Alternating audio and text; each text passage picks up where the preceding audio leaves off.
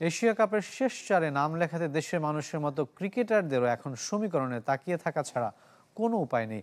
Match শেষে এমন সরল স্বীকারোক্তি তানজিদ তামিমের, নিজের 50 কিংবা এবছর লাল সবুজ জার্সিতে সর্বাধিক 26-6 ছাপিয়ে গুরুত্বপূর্ণ ম্যাচ জয়ের জন্য বোলিং ইউনিটকে আলাদা কৃতিত্ব দিয়েছেন বাংলাদেশের এই ওপেনার। ইকুয়েশনটা থাকবে সেটার দিকে তাকায় থাকবো আমরা। সহজ স্বীকারোক্তি, শ্রীলঙ্কা আফগানিস্তান ম্যাচে বাংলাদেশের নজর, রান রেটে মনোযোগ না দেয়ায় সুপার 4 নিয়ে অনিশ্চয়তা। ডুয়ার ডাই এমন সমীকরণ জয় করেছে লিটন দাসের দল। দু ওপেনার সামর্থ্যের প্রমাণ দিয়েছেন। 6 ওভারে 59 রান। টি-20তে আফগানদের বিপক্ষে পাওয়ার প্লেতে টাইগারদের সর্বোচ্চ।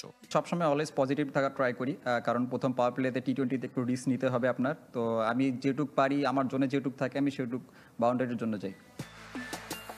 পুরো ইনিংসে 48 ডট, শেষ 5 ওভারে 35 রান। ধীর গতির ব্যাটিংয়ে প্রশ্নের মুখে শামীম পাটোয়ারি ও জাকের আলীর ভূমিকা। তবে উইকেটের দায় দিয়ে সতীর্থদের আগলে রেখেছেন তানজিদ তামিম। উইকেটটা একটু ট্রিকি ছিল, আপনি দেখছেন যে বল অতটা ভালো ব্যারে আসছিল না। তো আমার মনে হয় সবাই চেষ্টা করছে ভালো কিছু করার শেষের। আসলে যে স্কোরটা হয়েছে আমাদের বিশ্বাস ছিল যে আমাদের পঞ্চম বলারের অভাব অনুভব করেছে বাংলাদেশ। তারপরও 154 রান ডিফেন্ড করতে পারায় বোলিং ইউনিটকে কৃতিত্ব দিয়েছেন বাংলাদেশ ওপেনার। আমাদের বোলিং যেরকম line up, world class bowler, সব অনেক এক্সপিরিয়েন্স টি-20তে। তো আসলে যে স্কোরটা হয়েছে আমাদের বিশ্বাস ছিল যে আমাদের বোলার এটা ডিফেন্ড করতে পারবে। তো অবশ্যই তাদের credit goes to the bowlers.